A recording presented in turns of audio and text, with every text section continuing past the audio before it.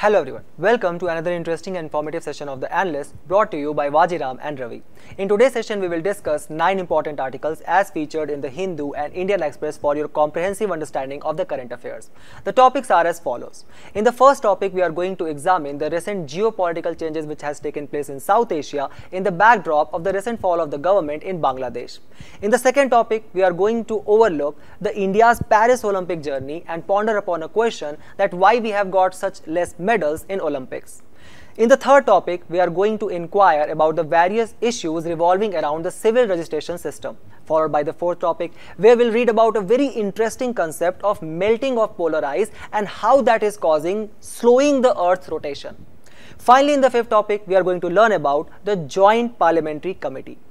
Towards the end, there will be news snippets which can help you to excel in the prelims examination as well, so stay tuned.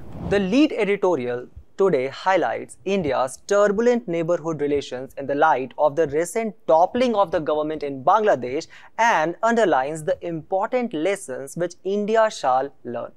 These recent geopolitical changes which has taken place in South Asia, especially after 2020, forms an important component of your GS2 paper under the larger theme of India and its neighborhood relation.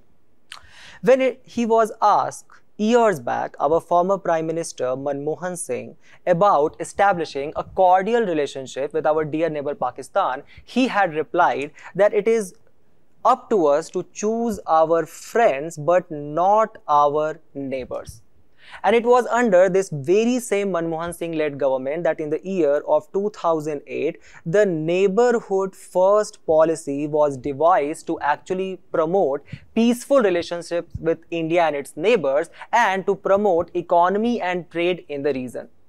This region of South Asia is very integral for our country because of the various economic interests involved as well. Because this region, as per the World Bank, is one of the fastest growing regions in the terms of GDP and has got huge potential for trade, as we will look further in this particular session. Also, this very same region comprises of 5 trillion of GDP. Keep this in mind that 80% of which is actually accounted by our country, that is India. Now, India being the 7th largest country in the world in the terms of surface area, we have got a land boundary which ranges up to 15,106 kilometers, by the virtue of which we have got 7 countries with which we share our land boundary. The countries such as, for example, Pakistan, Afghanistan, Nepal, China, Bhutan, Bangladesh and Myanmar. And because we have got a coastline of 7,516 kilometers, we have got the maritime boundary which we share with Sri Lanka and Maldives. Now, this is the reason, according to the eminent political jurist K. Subramaniam, who writes in his journal India and Her Neighbors, that this integrated civilizational area bound together by the shared religion, languages and culture. For example, the language which is spoken in the region of Pakistan, Bangladesh, Sri Lanka, or for example Nepal, such as the languages such as for example Urdu, Bengali, Tamil, these are also the languages which we speak in our country as well. These two nations of Pakistan and Bangladesh were bifurcated from our country itself in the year of 1947. Or for example, if you look at the legends of Ramayana, it shows us the ancient cultural ties which we had with the ancient city of Anuradhapur or the modern day Sri Lanka. But this cultural ties has been severed recently because of the growing instability in the region.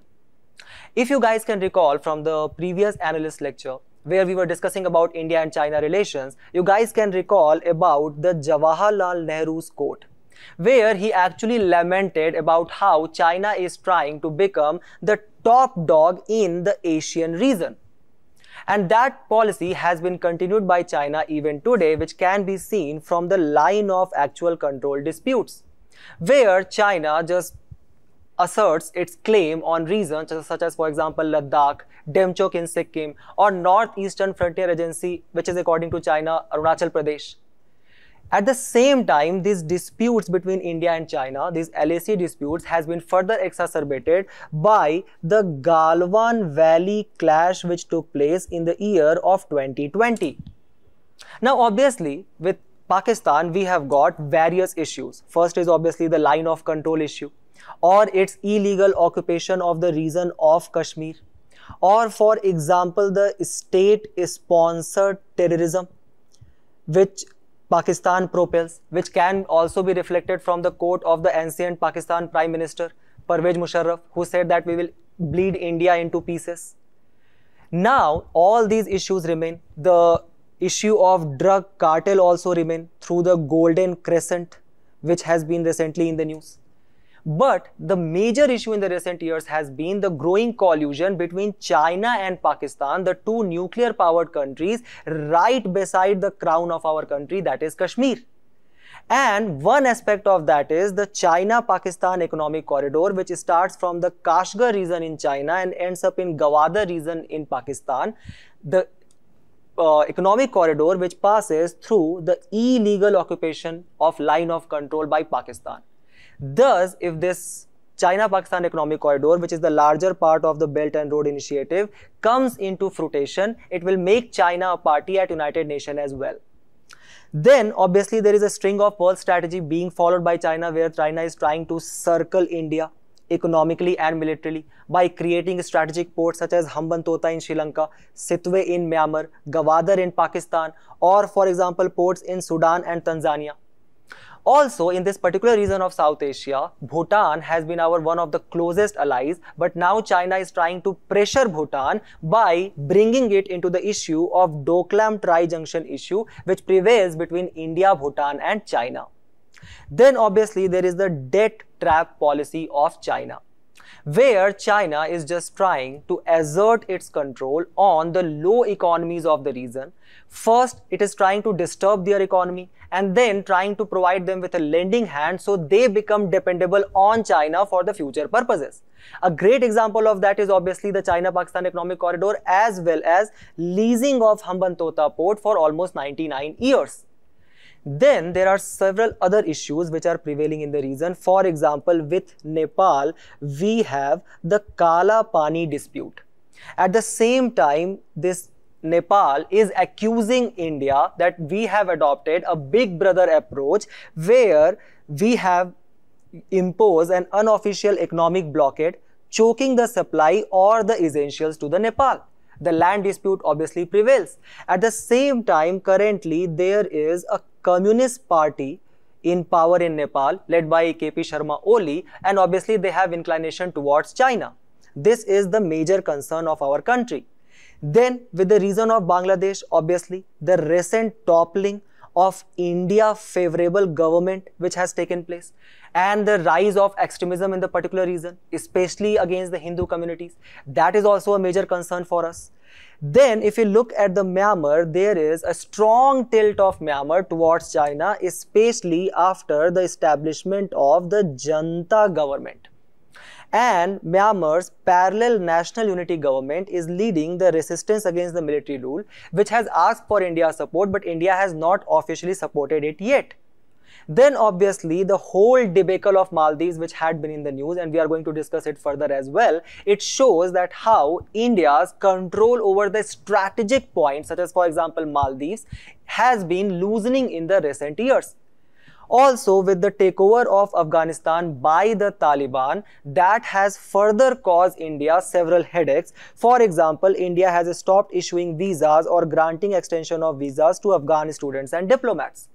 We are trying to establish our connection with the recently formed government, but that is not up as strong as it used to be with the earlier government. Then obviously there is the issue of illegal migration and refugee crisis, such as for example the Rohingya crisis of Myanmar or the influx of refugees from the region of Bangladesh.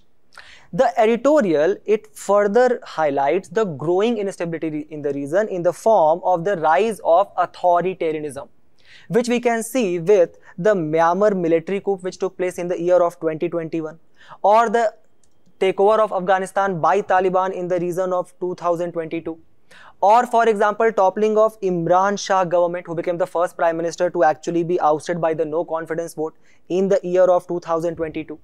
Then there was a strong India out campaign in Maldives, which ultimately led to the, kind of the tussles which became prevailing in India and Maldives relations, especially when the pro-China government took place. And obviously the recent falling of the India favorable Hasina government or the Awami League government in Bangladesh. The article also raises several other issues. For example, is all of this happening around us is a diplomatic failure? To support this argument, the writer of the editorial, Suhasini Haider, has actually raised a strong point that the Indian diplomats has been caught napping by the events in its neighborhood. For example, the groundswell anger of the Bangladeshi people was very much visible, and with the recent trends of the government, it was showcasing that this Awami League party is actually converting itself into a single party rule. This data chart published in Hindu showcased us with various data. For example, the question on whether the head of the government is elected freely and fairly, the implementation of electoral laws, or for example, the right to organize political parties. Just look at the rankings of Bangladesh. The important questions such as the freedom of media or the right to freedom of speech and expression. Just look at the downfall of these indicators in the recent years. But the Indian diplomats, instead of taking the cognizance of this ground level issue and creating pressure on Bangladesh to ensure democracy, were much more busier in establishing a more economic relation. Where, for example, since 2010, we were signing the transit agreement, or we were using the Chattogram and Mongla ports in the region of Bay of Bengal, or we were trying to establish river, road and rail routes, for example, Agartala and Akhora rail links, right? Or the result of this increasing economic ties was also visible with our increasing bilateral trade with Bangladesh, of which India was a major benefactor. But because of this, we became completely oblivious to the ground level situation which was taking place, ultimately leading to the toppling of a favorable government in Bangladesh. The same can be said that India stayed on one side of the fence, another strong argument, of which it supports with two examples. The first is failure in keeping close contact with opposition. Right? So, for example, refusing the permission to the Bangladesh Nationalist Party leaders when they were trying to come to India and propagate their ideas. Or at the same time, providing blind support to the ruling government, which we can see from the case study of Maldives, where we were just completely supporting the Mohammad Soli government, which had pro-India stand, and we ended up branding the Mohammad Moizu government to take an anti-India stand. And this actually backfired when the political tide turned and the Mohammad Moizu come into the power and thus ultimately adopted for a pro-China policy. The result of this pro-China policy was what? Ouster of India's military troops from the region of Maldives. At the same time, Maldives has also signed various defense agreement with China as well, showing their further inclination towards it. Thus, the article actually suggests that the policy which we were adopting in the earlier years, the policy of pragmatism dictated engagement approach, where we actually used to welcome the leaders of Sri Lanka, Janata Vimukti Perumana JVP party, which actually used to had anti-India stand. Even then we used to support it. Right? Because the politics of South Asian is such that there take place a frequent change of government. So you cannot put all your eggs in one basket. The second is the effective engagement with the Communist Party of Nepal, which we are doing from so many years with KP Sharma Oli. Remember that the international politics is not very much different from the politics in your home. Your parents, even though they do not like certain relatives, even then they call these relatives in each and every function and treat them equally at par with other relatives.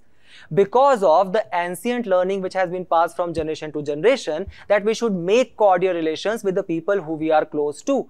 This is also reflected in the idea of Vasudev Kutumbakam, which basically means the epithet which stands for the whole earth is one family. Now, the editorial says that we should put impetus on the revival of pan-South Asian mechanism. What is the ground for this impetus? Why we should actually try to do this when so many countries are taking anti-India stand?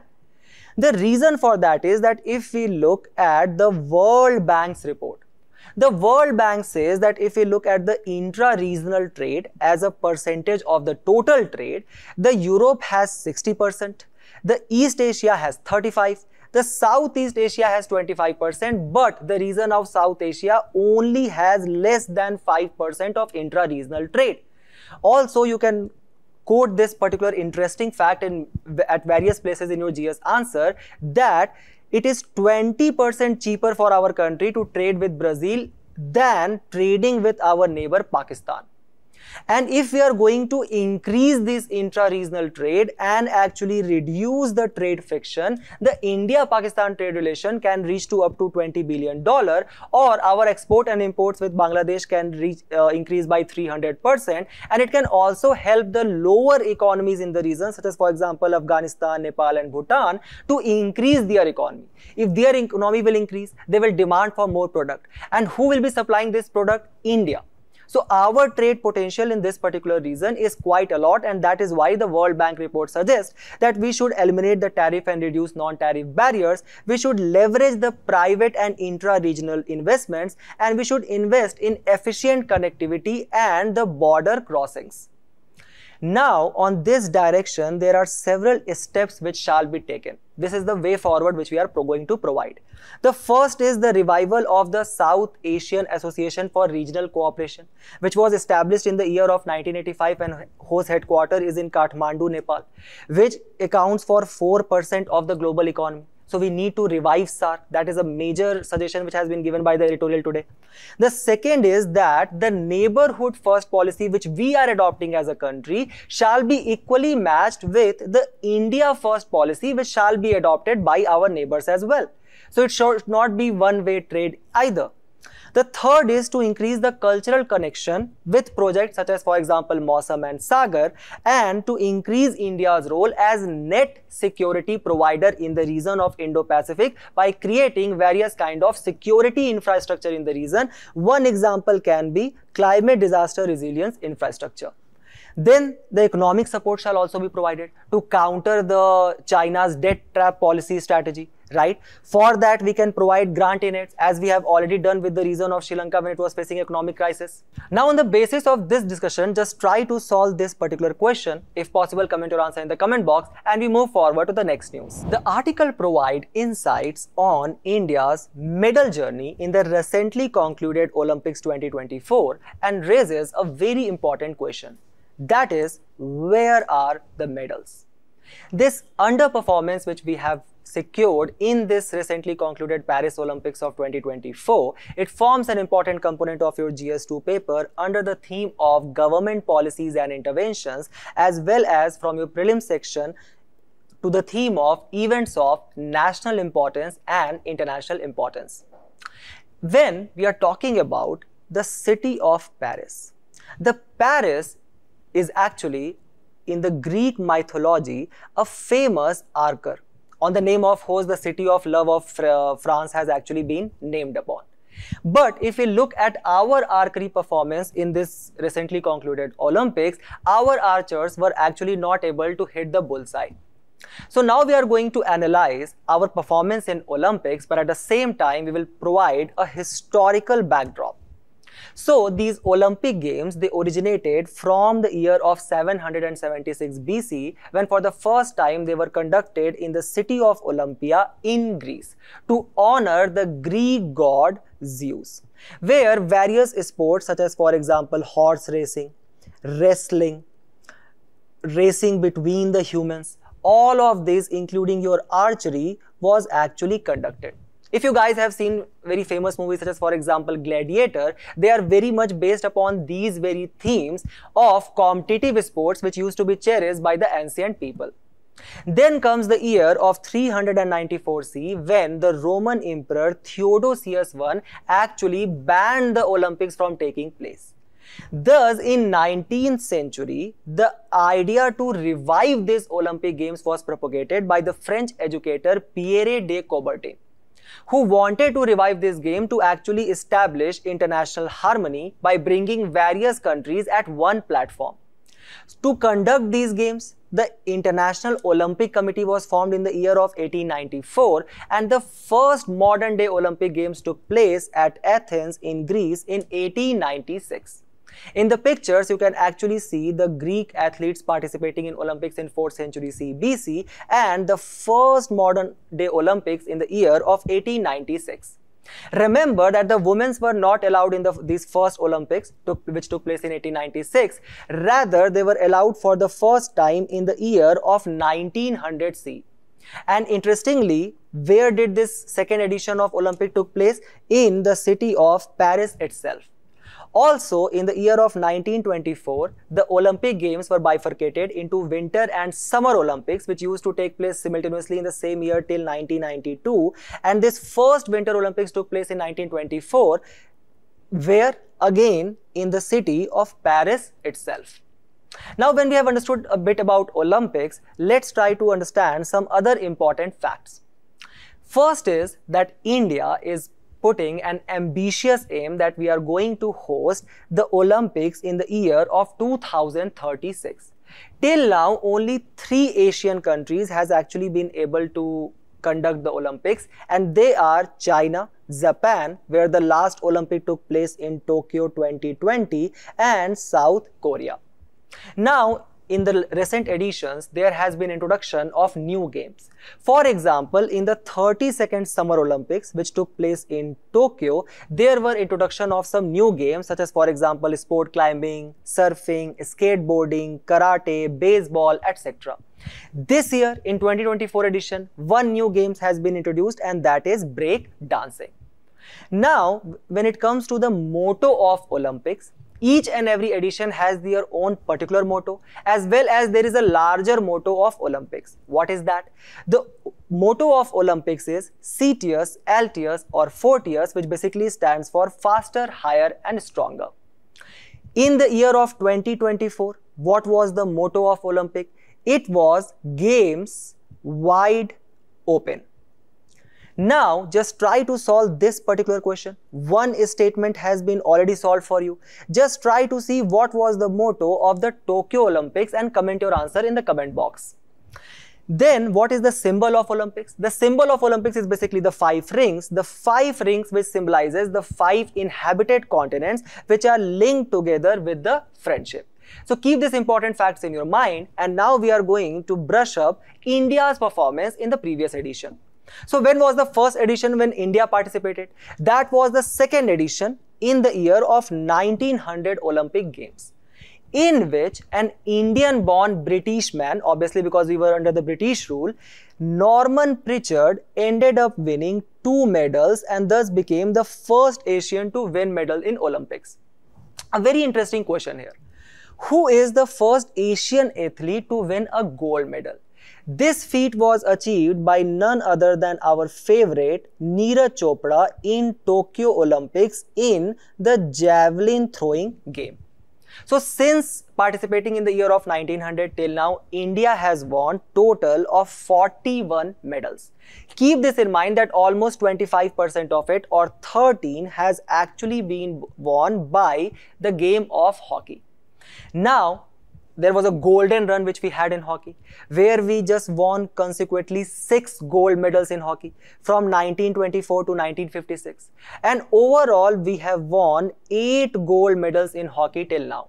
However, the last gold medal came in the year of 1980, the end of Dhyan Chand era. And in the last 44 years, we have not been able to win a single gold medal in hockey. However, in the recent 2 editions in Tokyo and Paris, we have won 2 bronze medals in the game of hockey. Now, obviously, the first team who won the medal for us was hockey in the year of 1948 itself, just 1 year after our independence. But who was the first individual to win a medal in Olympics? That was K.D. Jadhav in 1952 Olympics. And this 1952 Olympics took place where?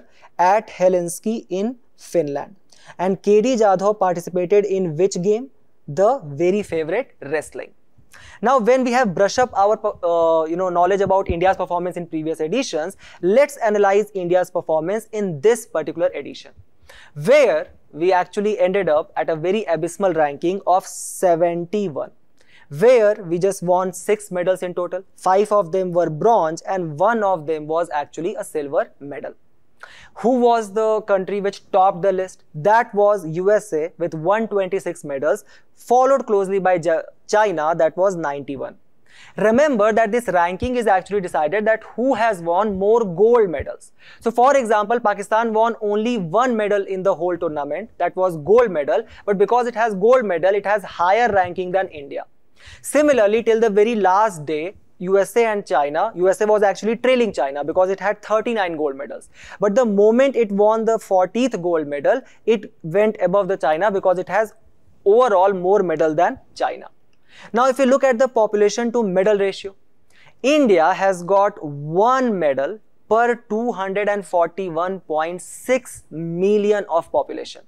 Just look at the low numbers scored by China and USA. USA has got 1 medal per 2.64 million of population. Also, if you look at the population to medal ratio of Indian states, it is Haryana which got 4 medals, that it has got 1 medal per 7 million of population, quite close or much lesser than China if we can see, and Maharashtra has got 1 medal per 125 million of population.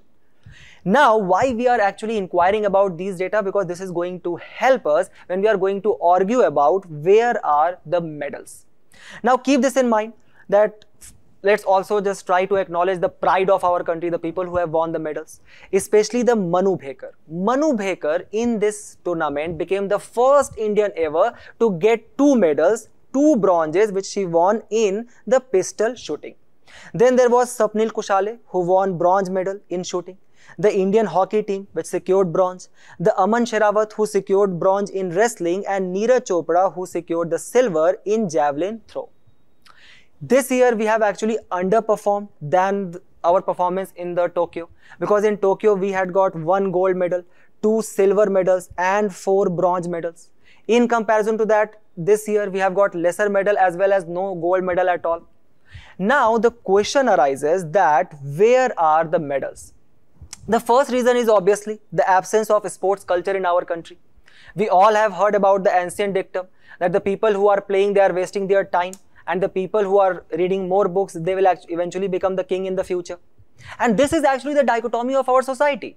That at one hand, we do want all of us to win medals at Olympics, to get the glory for our nation, but at the same time, all the parents just want to enroll their kids into the traditional roles of being an engineer or a doctor. The second major reason is that even if somehow you ended up convincing your family, there exists a lack of infrastructure and resources. Just look at the allocation by the Ministry of Sports to this year of 2023 or 2024 budget, that is around 3,397 crore. If for any of you it sounds like a staggering number, remember that China in comparison has allocation of 3 lakh crore per year. The second is that just look at the number of athletes which are being trained by the government under the Khelo India program. First of all, there is a minuscule number of more than 200. And that too is limited in just 2 states. Most of the state, it is actually between 1 to 100 athletes, such a meager number which is being trained by our country. That is why only 117 athletes actually participated in this year's tournament. Then there is obviously, if we look at the athletes which are being trained by the government, that number has just remained stagnant around 2,500, and there is an increasing tide of the athletes which are being trained abroad, because obviously they get better facilities there. The next is the dominance of cricket as a sport, which actually blurs all the achievements by all the other players in the other dimension. If we look at the allocation, for example, 87% of the sports capital allocation just diverted toward one game, and that is cricket. Just look at, if you look at the sports scene most positively in India, just look at the staggering number of cricket in comparison to other sport. Then there is corruption of politics in sports administration. First is obviously the underutilization of fund. So for example, very recently there was a report by the Ministry of Sports itself that 48% of the Khelo India funds has just remained idle. Then obviously you can see the example from the politics which has revolved around the wrestling federation in the recent years. Then there is an approach of short-term success versus the long-term development. Because countries, for example, China and USA, they are actually investing in their athletes for long term to get them the national glory. In comparison to them, we have got just the schemes which are actually very parochial in their objective. So to tackle with all these issues, there were several steps which were actually taken by the government in the recent years. So we'll also highlight that. First is obviously there has been threefold increase in the sport budget. Then there was a scheme of Target Olympic Podium Scheme TOPS, where we are just trying to provide financial assistance to the emerging players. Or the India's first national sports university, which was open in Manipur. Then 1000 Khelo India centers has been created. More than 30 centers of excellence has been created. And we are also planning actually to host Youth Olympics of 2029 and Olympics of 2036, as we were discussing. So that will actually lead to larger sensitization among the public. Then there were several steps which has been taken by Sports Ministry. For example, to tap the expertise of the past sporting champions, to strengthen the grassroots level sporting culture, more than 1000 district level Khelo India centers are being created. So, if a question on this line is going to come in your mains examination, you have got ample amount of argument to substantiate that. If possible, comment some suggestions in the comment box as well. We move forward to the next news. The civil registration system, which is Union Government's centralized portal to register birth and death, has been facing glitches from the past 4 months, as it has been revealed by the several state officials. This civil registration system forms an important component of your GS2 paper under the theme of population and associated issues, and the GS2 paper under the government policies and interventions. Let's first try to understand what is civil registration system. It is basically a unified process of continuous and universal recording of vital events, a centralized portal. What are vital events? Vital events, for example, birth, death, stillbirths, infant mortality. All of this is calculated by the civil registration system. Now, all this data which is actually being created forms an essential component of the socio-economic planning in the country. Remember that the creation and the management of this birth and death registration system is actually done by the state government, but it is monitored by the Registrar General of India, an office attached to the Ministry of Home Affairs, which was created in the year of 1961. So when we have got a bit of backdrop, let's try to understand what CRS actually does. So, as per the civil registration system, the registration of birth and death is the right of every individual, and it is first step to actually establish your legal entity as a citizen of the country. Thus, under the Registration of Birth and Death Act of 1969, it is compulsory for several stakeholders to report on the birth and death which are taking place, and that shall be accorded by the Registrar General of Birth and Death in that particular region. Now, this responsibility has been passed to several stakeholders, such as, for example, the head of household, the medical or health attendant who was there during the time of birth or death, or the keeper or owner of the place where this activity or event has been taken place. Now, let's try to have another dimension. Is there any time limit with which I should register or report to the authority? Yes, you should compulsory report within the 21 days. Let's say you become a rebellion, you said that I will not report in 21 days, I will report within 21 to 30 days. Then what will happen? Then you will have to pay a prescribed fees or penalty. Can you actually report after 30 days but within 1 year as well? Yes, absolutely. Then what you will have to do? Then you will have to get a written permission by the Registrar of Birth and Death in that particular region. And what if you report this birth and death after 1 year? Then you need an order of magistrate of first class. Keep this point very importantly in your mind. Also remember that there is no provision to register death of Indian citizen which has occurred outside the country. Now let's try to understand the role of civil registration system a bit more by analyzing the data which you can also use for your demography answers. First, let's see the birth registration which were completed within the prescribed time limit of 21 days. There are several states which has actually excelled. They have registered more than 90% of the birth and death within 21 days, such as for example Andhra Pradesh, Tamil Nadu, Odisha and West Bengal. However, there are several states where such registration is actually less than 50%. For example, Uttar Pradesh, Uttarakhand and Ladakh, and majority of the northeast states, thus leading to the issue of misreporting which is taking place. Then if we just analyze the data, just look at the number of registered birth. So that has actually declined between the year of 2019 and 2020. So that also actually substantiates the declining total fertility rate in our country. Then the number of registered death has actually increased. So that shows the increasing burden of silver economy. The number of registered infant death has actually declined. So if it has declined, it means what? That various government initiatives such as for example Matru Vandana Yojana is actually going in the right direction.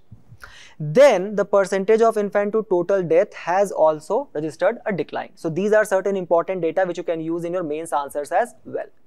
Another aspect is that just look at the sex ratio at birth based on the registered events. Just look at the states with less than 950 and just look at their staggering number, thus highlighting the issue of low sex ratio in our country. If we talk about the gender ratio, the top 5 performing states are Ladakh, remember it is the first, followed by Arunachal Pradesh, Andaman and Nicobar, Tripura and Kerala. And then if we look at the bottom 5 states, it is Manipur, Dadar and Nagar Haveli, Gujarat, Haryana and Madhya Pradesh. So after analyzing the data, let's try to look over the issues which has been highlighted by the news article today. The news says that there are several issues involving the civil registration system. First is that there exists the loophole in the act itself.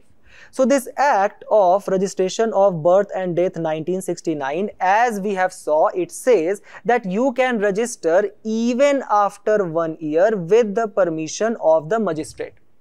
So basically it provides of a kind of a loophole where people can actually register the birth much later than the actual occurrence. So that can actually lead to misreporting. For example, if you look at the 2020 data, in Bihar, there took place 30 lakh birth in 1 year, out of which, as per the estimate by the report, 7 lakh birth were actually taken place either in the year of 2019 or even much before. The second is obviously the creeping corruption. So now the magistrate has made responsible to provide for this loophole. What they do, they collide with the defaulters, right? So these defaulters, they knowingly actually just register the birth of their child quite later, just to get the extra edge of the age, where it can actually help them to just bypass the systems in the future, to do the corruption. For example, increasing number of UPSC attempts as well, because in real life you are 35, but as per your birth year you are 27. Then there is a mismatch with international organization data. So just remember the kind of furor which take place when the World Health Organization during the time of COVID second wave, it said that there were lakhs of deaths in our country which has actually been misreported. And obviously there is a possibility for that. Why? Because there is a under coverage, the inefficiency and inaccessibility which exists with this CRS system. For example, during COVID, the people, they were unable to go to the registrar's office to register the birth and death because of the lockdown or all the things which were taking place. So obviously that will lead to what? The misreporting of huge number of death and birth.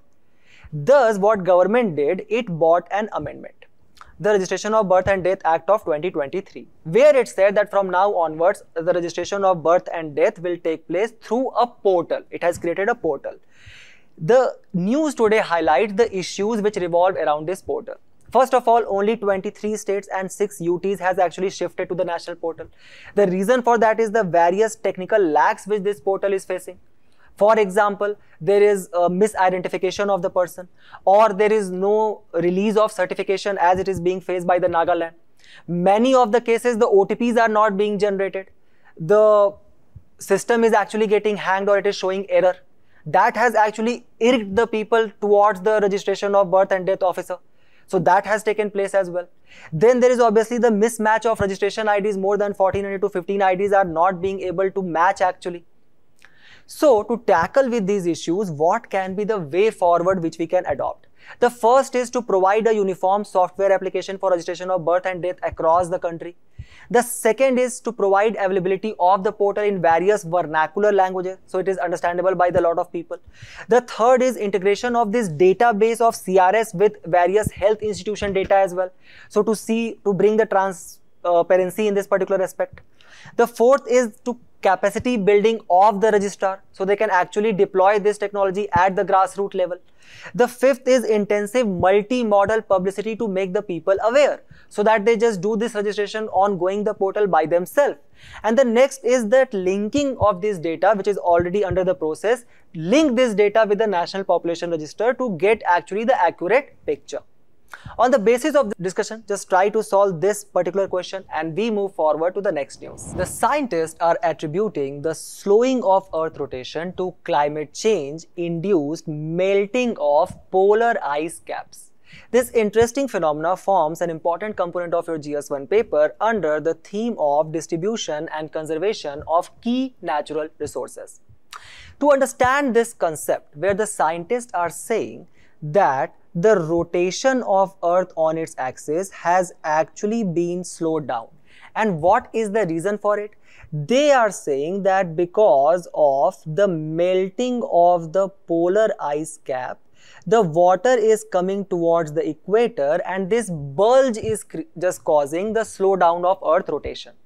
Now, to understand this, let's first try to understand the physical concept of conservation of angular momentum. The law of conservation of angular momentum basically states that there will be no change in the velocity of a spinning object unless and until an external torque or force is applied. Now, this angular momentum is actually represented by the symbol L. Now, try to first understand this concept by understanding how a skater moves. So let's say that if a skater is not holding her hand like that and she has just closing the hand. So if she's just closing the hand, obviously the surface area has declined. So if the surface area has declined, the inertia will decline as well. Thus, there will be a conservation of angular momentum, and thus her velocity or the speed of rotation will do what? Will increase, right? Similarly, the Earth is also rotating on its axis for millions of years, where we are just completing one rotation on our axis in approximately 24 hours. Now, when we are rotating, unless and until an external force is not applied, our velocity will remain same as per the law of conservation of angular momentum. Now, let's try to see another aspect, that is loss of angular momentum. So now skater did what? The skater raised her hand. When she raised her hand like this, her surface area increased. Thus the inertia increased as well. Because of which the momentum has actually done what? The momentum has spread, and that is why the velocity or her speed of rotation will now decline. So that is why when the skater is rotating very fast, she is rotating like this, and when she wants to slow down her speed, she just open her wings or hands. On the very same concept, just try to imagine Earth just raising her hand. And this raising is actually taking place in the form of bulging, which is taking place of the water which is accumulating in the region of the equator.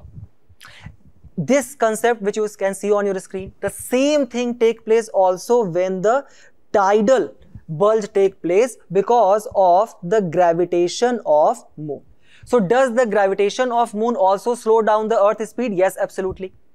Now, why this bulging of water at equator is taking place? To understand this, try to see that let's say there is a climate change. And as per the Intergovernmental Panel on Climate Change report, the climate has already warmed by 1.2 degrees Celsius, which is just 0.3 degrees Celsius less than the Paris Agreement. The target of 1.5 degrees Celsius, which we have to just reduce the temperature to by the year of 2100, and right now we are talking in the year of 2024. So because of this high emission induced climate change which is taking place and the global warming which is taking place, the polar ice caps are melting with much faster rate. Now you guys from your NCERT can actually recall of the cold and hot currents you read about. So now there is melting of the polar ice caps in this region.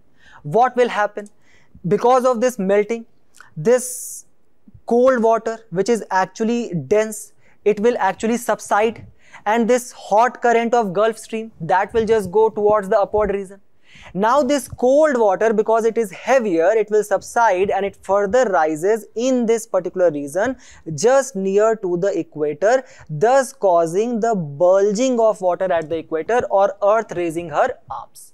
So what will happen? Because of the concept of angular momentum, the earth rotation will slow down, and that actually has been the case because it has slowed down by 1.3 milliseconds per century in the last from 1900 to 2100. When we are talking about the slowing of the earth rotation by the moon, so the moon has an impact of 2 milliseconds per century. Now, high emission induced melting, if it continues, this rate of slowing down the rotation can actually increase to 2.6 milliseconds per century. And that will affect on what? That will affect on the accurate timekeeping with the atomic clock, where the days will become 4 milliseconds shorter by in the next 100 years. Also, what can be the possible or potential impact of this? So, for various purposes, we actually follow a very accurate timekeeping, such as, for example, the global positioning system or the various space missions which take place, for example, the Gaganyaan, or for example, the stock trading which take place. So, all of this will actually get impacted, and there are several other impacts which are possible. So keep this very interesting concept of melting of ice cap, and because of which the elongation of days in your mind, and we move forward to the next discussion, where we are going to discuss about the Joint Parliamentary Committee. Why? Because the opposition is actually demanding for a Joint Parliamentary Committee to be set up to investigate the Hindenburg research allegations against the SEBI chairperson. This forms an important component of your prelims from the theme of parliamentary bodies.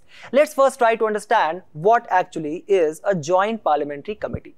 It is basically an ad hoc committee, which basically means that it is created for a special purpose. So for example, in this case, it is being asked to be created to investigate the Hindenburg research allegations against the SEBI. Now, when the purpose is over, obviously this committee will be de-established. It do what? It conduct the examination on a very specific subject or bill. For example, here the subject is related to the Hindenburg research report. It is like the composition of committee, it actually looks like it has got members from both the houses, that is Lok Sabha and Rajya Sabha, and there is no limit as such. For example, when you hear about the other parliamentary committees, you can recall of the accurate numbers like 31, 25. In this case, there is no limit on the members, and it is decided by the parliament. Who appoint all these members? The Speaker of Lok Sabha. So even the members from the opposite house, that is Rajya Sabha, will be appointed by whom? The Speaker of Lok Sabha. And whatever the research it is going to do, the recommendation of that will be advisory in nature. But remember, obviously it is up to the government to follow the advice or not, but it can create a huge political pressure on the government. Then obviously the nature of the committee is of quasi-judicial, so it can just inquire from any particular organization or any particular interested party in this whole issue. It can also collect a lot of data and facts, and it will also have access to the government reports as well. Till now, as highlighted by the explained article, such investigation of financial crimes by establishing Joint Parliamentary Committee has been done for only 3 cases. The first is the Harshad Mehta scam, right, where it led to the misuse of public securities. You guys might can recall the very famous web series on that as well. Rishk hai to ishq hai. Second is the Ketan Parekh share market scam, which actually just bombarded the market in the year of 2001, right? Or for example, the 2G spectrum scam which took place in 2013, just leading to a minuscule loss of this much to our nation. So keep Joint Parliamentary Committee in your mind. Remember that it was created for only these 3 cases till now to investigate the financial crimes, and we move forward to the next section of the news, where we are going to cover some very interesting news which can actually help you to eliminate the statements in your prelims examination. And we are going to start with the first news, that is parole versus furlough. Pay attention. What is parole? What is furlough? Parole is basically releasing a person with the suspension of sentence. So for example, let's say I have been imprisoned for 100 days. Now I got a parole of 5 days, right? Will it be included in this 100 days of imprisonment? Absolutely not. So when I will come back, I will continue from the number of days for which I have been imprisoned. Now, is parole a right? Absolutely not. Why? Because it is a conditional release, where a prisoner is actually released for some particular purpose. Purpose can be good behavior, death of a family member, right? Or a marriage of a close kinship. Then it is completely relies on the satisfaction of the competent authority. So it is not a right at all. The opposite of that is furlough.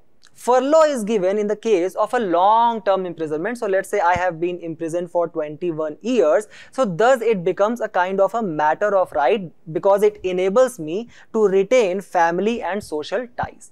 In this case, the number of days I will be out, that will also be included in my total imprisonment. That is why it is remission of sentence. On the basis of this small discussion, just try to solve this prelims 2021 question and see how useful these prelims snippets are. We move forward to the next very interesting concept, that is denial of service attack.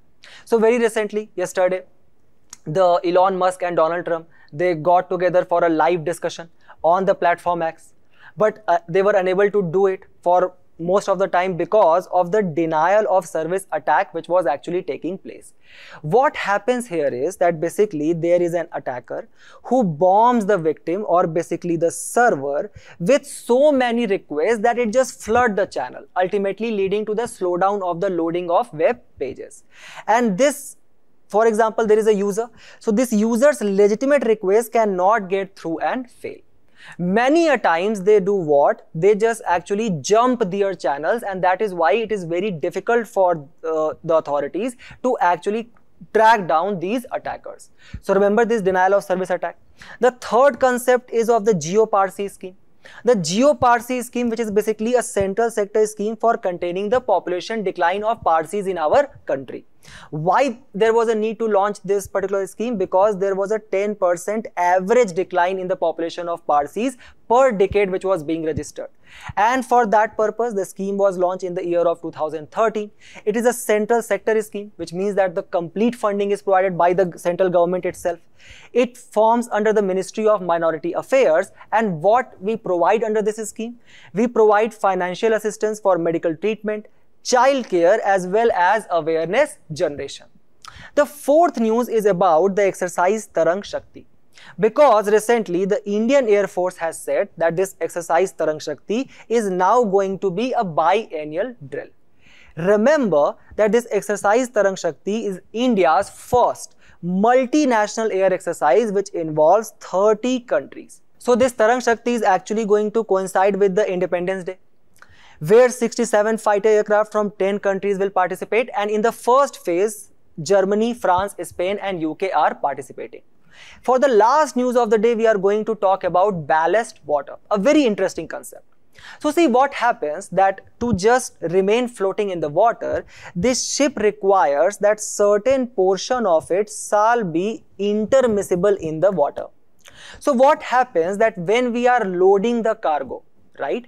Let's say I'm just unloading the cargo at one stage. So what will happen? The ship will become lighter and will start getting above the water.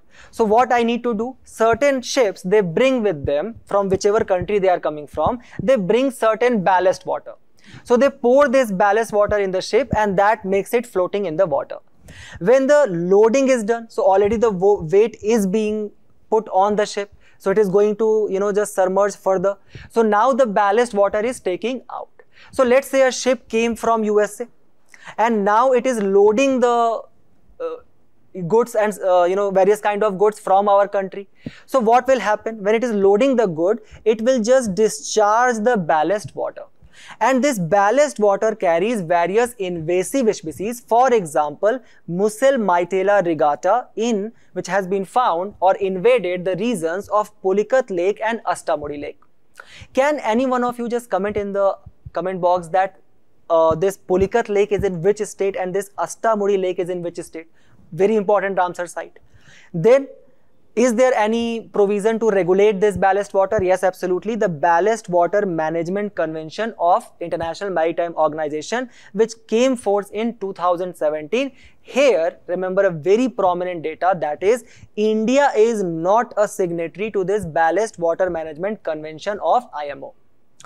With this, we have reached to the end of our discussion today.